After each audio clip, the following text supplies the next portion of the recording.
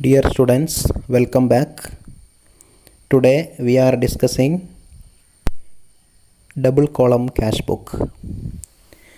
കഴിഞ്ഞ ക്ലാസ്സിൽ single column cash book എങ്ങനെ തയ്യാർ ചെയ്യാം എന്നതാണ് നമ്മൾ ഡിസ്കസ് ചെയ്തത്.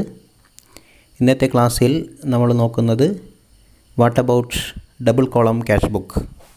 കഴിഞ്ഞ ക്ലാസ്സിൽ സൂചിപ്പിച്ചിരുന്നു double column cash book is A cash book having two amount columns on each side of cash book. Cash ബുക്കിൻ്റെ രണ്ട് സൈഡിലും രണ്ട് വീതം എമൗണ്ട് കോളം വരുന്ന ക്യാഷ് ബുക്കിനെയാണ് ഡബിൾ കോളം ക്യാഷ് ബുക്ക് എന്ന് പറയുന്നത്. അതായത് ഒരു ക്യാഷ് കോളവും ഒരു ബാങ്ക് കോളവും, റെസീറ്റ് സൈഡിലും പേയ്മെൻറ്റ് സൈഡിലും. ഓക്കെ, അങ്ങനെ ക്യാഷ് ട്രാൻസാക്ഷൻസ് സെപ്പറേറ്റും ബാങ്ക് ഇൻവോൾവഡ് ആവുന്ന ട്രാൻസാക്ഷൻസ് സെപ്പറേറ്റ് കോളത്തിലും റെക്കോർഡ് ചെയ്യുന്ന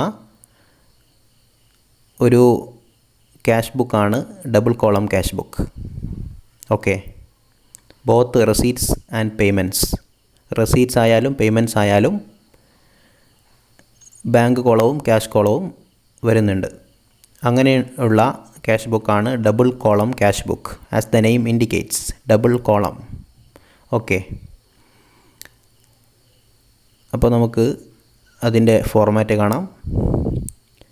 സാധാരണ പോലെ ലെഡ്ജർ അക്കൗണ്ടിൻ്റെ ഫോർമാറ്റാണ്, എന്നാൽ രണ്ട് എമൗണ്ട് കോളം നിങ്ങൾക്ക് കാണാൻ സാധിക്കും, ഡെബിറ്റ് സൈഡിലും ക്രെഡിറ്റ് സൈഡിലും. സാധാരണ ലെഡ്ജർ അക്കൗണ്ടിൻ്റെ ഫോർമാറ്റ് തന്നെയാണ് കഴിഞ്ഞ ക്ലാസ്സിൽ നമ്മൾ ചെയ്ത ക്യാഷ് ബുക്ക്. അതിൻ്റെ സെയിം ഫോർമാറ്റ് തന്നെ, date, receipts, LF, then amount കോളത്തെ നമ്മൾ രണ്ടായി ഡിവൈഡ് ചെയ്യുന്നു, cash column, bank column. Okay, rupees എഴുതാൻ വേണ്ടിയിട്ടുള്ള കോളം രണ്ട് കോളാക്കി തിരിച്ചു, ക്യാഷ് കോളവും ബാങ്ക് കോളവും. അതേപോലെ ക്രെഡിറ്റ് സൈഡും, date, particulars, LF, then cash column, bank column. Okay, ഇതാണ് ഡബിൾ കോളം ക്യാഷ് ബുക്കിൻ്റെ ഫോർമാറ്റ്. ഇനി നമുക്കൊരു എക്സാമ്പിൾ നോക്കാം, ഒരു പ്രാക്ടിക്കൽ ക്വസ്റ്റ്യനിലേക്ക് പോകാം. മെസ്സേഴ്സ് ടൂൾസ് ഇന്ത്യ ലിമിറ്റഡ് നൽകുന്ന ചില ട്രാൻസാക്ഷൻസാണ് നമുക്ക് തന്നിരിക്കുന്നത്. 2017 സെപ്റ്റംബർ മാസത്തെ ഡീറ്റെയിൽസാണ്. ഈ ട്രാൻസാക്ഷനുകളെ ഡബിൾ കോളം ക്യാഷ് ബുക്കിലേക്ക് റെക്കോർഡ് ചെയ്യുമ്പോൾ എങ്ങനെയാണെന്ന് നോക്കാം. First of all, September 1 bank balance 42,000, then cash balance 15,000.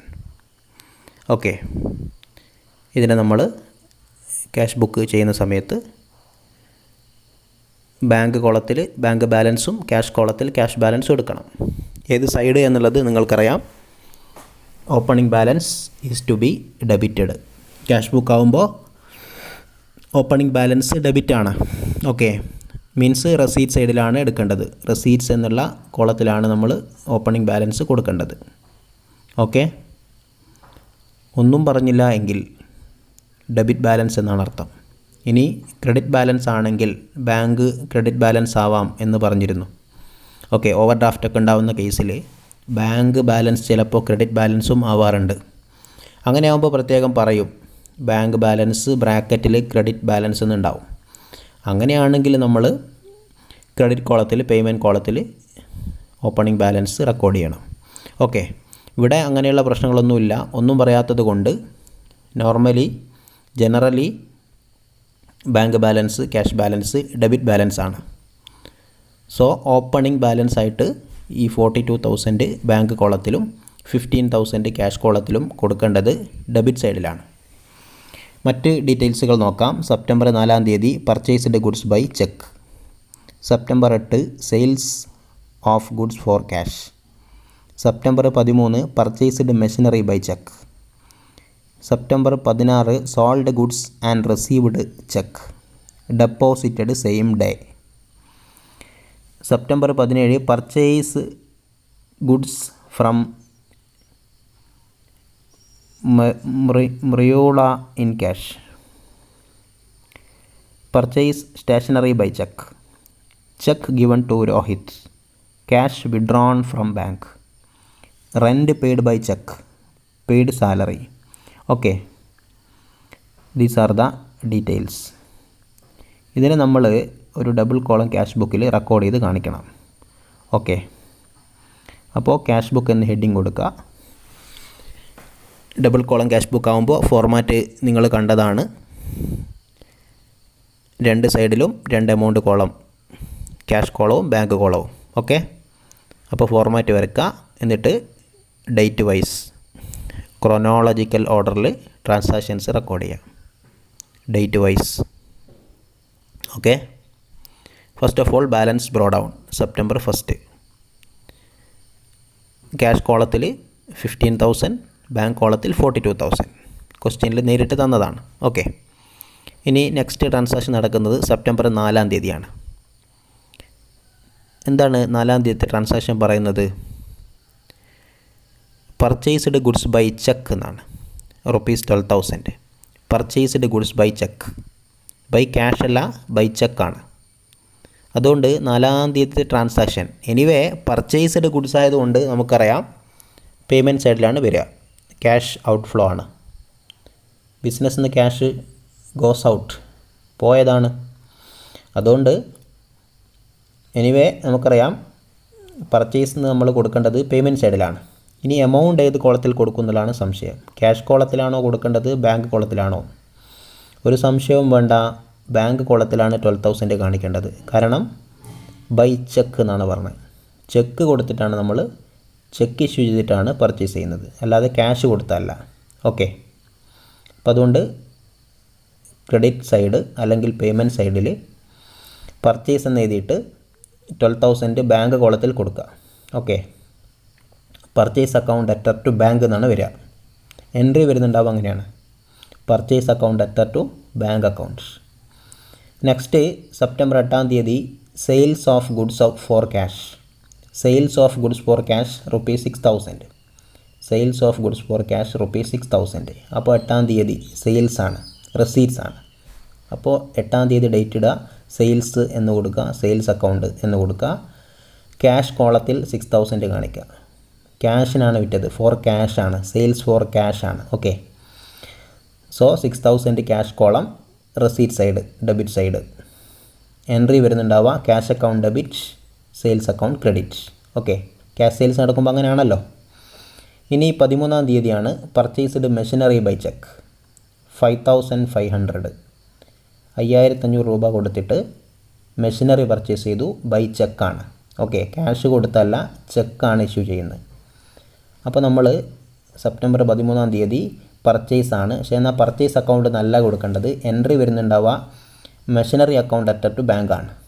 Okay, so machinery എന്ന് എഴുതുക പേയ്മെൻറ്റ് കോളത്തിൽ. എന്നിട്ട് എമൗണ്ട് 5,500 ബാങ്ക് കോളത്തിൽ കാണിക്കുക. ഓക്കെ, ക്യാഷ് ബുക്കിൻ്റെ പേയ്മെൻറ്റ് സൈഡിൽ പർട്ടിക്കുലർ കോളത്തിൽ മെഷീനറി എന്ന് എഴുതുക. എന്നിട്ട് എമൗണ്ട് ബാങ്ക് കോളത്തിൽ 5,500 കാണിക്കുക. Okay, next 16 sold goods and received cheque deposited same day. ശ്രദ്ധിക്കണേ, ഗുഡ്സ് സെയിൽ ചെയ്തു, ചെക്ക് കിട്ടി, ക്യാഷ് അല്ല കിട്ടി, കസ്റ്റമർ നമുക്ക് ചെക്കാണ് തന്നത്. ആ ചെക്ക് നമ്മൾ സെയിം ഡേ ബാങ്കിലോട്ട് ഡെപ്പോസിറ്റ് ചെയ്തു. ഓക്കെ, സെയിം ഡേ ബാങ്കിലേക്ക് ഡെപ്പോസിറ്റ് ചെയ്തു. പലപ്പോഴും പല ആളുകളും തെറ്റിക്കുന്നൊരു കാര്യമാണ്, ശ്രദ്ധിക്കണം. എമൗണ്ട് എത്രയാണ് പറഞ്ഞത്? എമൗണ്ട് വരുന്നത് 4,500 ഓക്കെ, ഇതിനെ നമ്മൾ എങ്ങനെ ട്രീറ്റ് ചെയ്യും? 4,500 സെയിം ഡേ എന്ന് ബ്രാക്കറ്റ് കൊടുത്തിട്ടുണ്ട്, അത് ശ്രദ്ധിക്കണം. നമുക്ക് ചെക്ക് കിട്ടി, അന്ന് തന്നെ ചെക്ക് ബാങ്കിലോട്ട് പോയിട്ടുണ്ട്. അപ്പോൾ നമ്മൾ കാണിക്കേണ്ടത് ബാങ്കിൽ കൂടിയതായിട്ടാണ്. ഓക്കെ, അപ്പോൾ ഈ ഒരു ക്വസ്റ്റ്യൻ ഇല്ലെങ്കിലും ഇതുമായി ബന്ധപ്പെട്ട ഒരു കാര്യം പറയാണ്. ഇനി അഥവാ ക്വസ്റ്റ്യനിൽ ഇങ്ങനെയാണെന്ന് വിചാരിക്കുക, ചെക്ക് റിസീവ്ഡ് ഓക്കെ എന്ന് മാത്രമേ ഉള്ളൂ. നമ്മൾ ഗുഡ്സ് വിറ്റപ്പോൾ നമുക്ക് ചെക്ക് കിട്ടി, ബാങ്കിൽ ഡെപ്പോസിറ്റ് ചെയ്തൊന്നും പറയുന്നില്ല. ചെക്ക് കിട്ടിയെന്ന് മാത്രം പറയുമ്പോൾ നമ്മൾ ക്യാഷ് കോളത്തിലാണ് കാണിക്കേണ്ടത്, ക്യാഷ് കൂടിയതായിട്ട്. എന്നാൽ ഇവിടെ ബാങ്ക് കോളത്തിലാണ് 4,500 കാണിക്കുന്നത്. കാരണം അന്ന് തന്നെ ബാങ്കിൽ ഡെപ്പോസിറ്റ് ചെയ്തിട്ടുണ്ട്. അപ്പോൾ ബാങ്കിൽ കൂടിയതായി കാണിക്കുക. ഓക്കെ, ഇനി ബാങ്കിൽ ഡെപ്പോസിറ്റ് ചെയ്ത് എന്ന് അതിൻ്റെ കൂടെ പറയുന്നില്ല എങ്കിൽ നമ്മൾ കയ്യിലുള്ള ക്യാഷ് കൂടിയതായിട്ടാണ് കണക്കാക്കുക. സംഗതി ചെക്കാണ് കിട്ടിയതെങ്കിലും കയ്യിലുള്ള ക്യാഷ് കൂടിയതായിട്ടാണ് കണക്കാക്കുക. ഓക്കെ, ബാങ്കിൽ കൂടിയതായിട്ട് കണക്കാക്കുന്നില്ല. ബാങ്കിൽ കൂടിയതായിട്ട് കണക്കാക്കണമെങ്കിൽ deposited into the bank, collected by the bank on the same day എന്നൊക്കെ പറയണം. ഓക്കെ, ബാക്കി കാര്യങ്ങൾ പിന്നീട് പറയാം. ഇതുമായി ബന്ധപ്പെട്ട് ചില കാര്യങ്ങളൊക്കെ പറയാനുണ്ട്, അത് മറ്റ് ക്വസ്റ്റ്യനുകളിൽ വരുമ്പോൾ പറയാം. ഓക്കെ, അപ്പോൾ ഇപ്പോൾ ഓർമ്മിക്കേണ്ടത് സെയിം ഡേ ബാങ്കിലോട്ട് ഡെപ്പോസിറ്റ് ചെയ്യുന്നില്ല എങ്കിൽ ക്യാഷിൽ കൂടിയതായിട്ട് കണക്കാക്കുക, ക്യാഷ് കോളത്തിൽ കാണിക്കുക. ഇനി സെയിം ഡേ ബാങ്കിൽ ഡെപ്പോസിറ്റ് ചെയ്ത് എന്ന് പറയുമ്പോൾ ബാങ്ക് കോളത്തിലും കാണിക്കുക. ഈ ഒരു ക്വസ്റ്റ്യനിൽ സെയിൽസ് എന്ന് റെസീറ്റ് സൈഡിൽ എഴുതിയിട്ട് 4500 ബാങ്ക് കോളത്തിലാണ് കാണിക്കേണ്ടത്. കാരണം സെയിം ഡേ ബാങ്കിലോട്ട് ഡെപ്പോസിറ്റ് ചെയ്തിട്ടുണ്ട്. ഓക്കെ, ഇനി ട്രാൻസാക്ഷൻ വരുന്നത് 17-ാം തീയതിയാണ്. പർച്ചേസ്ഡ് ഗുഡ്സ് ഫ്രം മുറോള ഇൻ ക്യാഷ്. ഓക്കെ, ഒരു സപ്ലയറാണ്. മുറോള എന്ന് പറയുന്ന സപ്ലയർ അടുത്തുനിന്ന് പർച്ചേസ് ചെയ്തു, ഇൻ ക്യാഷാണ്. അപ്പോൾ ഈ മുറോളക്ക് അവിടെ സ്കോപ്പില്ല, ക്യാഷ് പർച്ചേസാണ്. എൻട്രി വരുന്നുണ്ടാവുക പർച്ചേസ് അക്കൗണ്ട് അറ്റ ടു ക്യാഷാണ്. 17,400 നമ്മൾ പർച്ചേസ് എന്ന് എഴുതിയിട്ട് ക്യാഷ് കോളത്തിൽ കാണിക്കണം. ഓക്കെ, പർച്ചേസ് പേയ്മെൻറ്റ് സൈഡിൽ cash book payment side purchase എന്ന് എഴുതുക, 17,400 ക്യാഷ് കോളത്തിൽ കാണിക്കുക. ഓക്കെ, ഇനി 20-ാം തീയതിയാണ് ട്രാൻസാക്ഷൻ വരുന്നത്. Purchase stationery by cheque 1100. Stationery വാങ്ങിയത് 1100 രൂപ വില വരുന്ന സ്റ്റേഷനറി പർച്ചേസ് ചെയ്തത് ബൈ ചെക്കാണ്, ചെക്ക് കൊടുത്തിട്ടാണ്, ക്യാഷ് കൊടുത്തിട്ടല്ല. അപ്പോൾ എനിവേ സ്റ്റേഷനറി എന്നാണ് എഴുതേണ്ടത്. എൻട്രി വരുന്നുണ്ടാവുക stationery account debit, bank account credit ആണ്. സോ സ്റ്റേഷനറി എന്ന് ക്യാഷ് അക്കൗണ്ടിൻ്റെ ക്യാഷ് ബുക്കിൻ്റെ ക്രെഡിറ്റ് സൈഡിൽ കാണിക്കുക, എന്നിട്ട് ബാങ്ക് കോളത്തിൽ 1100 കൊടുക്കുക, കാരണം ബൈ ചെക്കാണ്. 24-ാം തീയതി cheque given to Rohit. Rohit ഒരു സപ്ലയറാണ്. സപ്ലയർ ആയിട്ടുള്ള രോഹിത്തിന് ചെക്ക് കൊടുത്തു 1500. സോ ബാങ്കിൽ നിന്ന് അത്രയും കുറയും. ഓക്കെ, മറ്റ് ഡീറ്റെയിൽസ് നമ്മൾ നോക്കേണ്ടതില്ല. രോഹിത്തിന് ചെക്ക് കൊടുക്കലോടുകൂടെ നമ്മൾ വിചാരിക്കുന്നത് രോഹിത് സ്പോട്ടിൽ അത് ബാങ്കിൽ കൊണ്ടുപോയി ക്യാഷാക്കി മാറ്റും എന്നുള്ളതാണ്, എൻകാഷ്മെൻറ്റ് നടത്തുമെന്നാണ്. സോ നമ്മൾ രോഹിത്തിന് ചെക്ക് കൊടുക്കലോടുകൂടെ നമ്മൾ എന്ത് ചെയ്യും, അക്കൗണ്ടൻറ്റ് ക്യാഷ് ബുക്കിലെ പേയ്മെൻറ്റ് സൈഡിൽ രോഹിത് എന്ന് എഴുതിയിട്ട് 1500 ബാങ്ക് കോളത്തിൽ കാണിക്കും. Okay, Rohit account debit, bank account credit ആണ് എൻട്രി വരുന്നുണ്ടാവുക. ഓക്കെ, നെക്സ്റ്റ് നോക്കാം. Cash withdrawn from bank. Cash withdrawn from bank, നിങ്ങളൊന്ന് ആലോചിച്ച് നോക്കിയേ. ആ ഒരു ട്രാൻസാക്ഷൻ്റെ ജേണൽ എൻട്രി എന്താണ്? Cash withdrawn from bank ₹10,000. 10,000 രൂപ ബാങ്കിൽ നിന്ന് പിൻവലിച്ചു എന്നാണ്.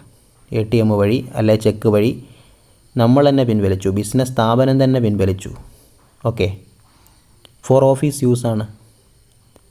ഒന്നും പറഞ്ഞില്ല എങ്കിൽ ക്യാഷ് വിഡ്രോൺ ഫ്രം ബാങ്ക് എന്ന് മാത്രം പറയുമ്പോൾ ഓഫീസ് യൂസിനാണ് പിൻവലിച്ചത്, ബിസിനസ് പർപ്പസിനാണ് പിൻവലിച്ചത്. അതിനെ നമ്മൾ വിളിക്കുക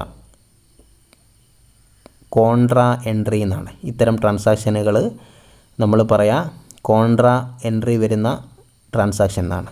കാരണം ജേണൽ എൻട്രി നിങ്ങൾ പറഞ്ഞു നോക്ക്. ക്യാഷ് വിഡ്രോൺ ഫ്രം ബാങ്ക്, അതിൽ ഇൻവോൾവഡ് ആവുന്ന 2 അക്കൗണ്ടുകളാണ് ക്യാഷ് അക്കൗണ്ടും ബാങ്ക് അക്കൗണ്ടും.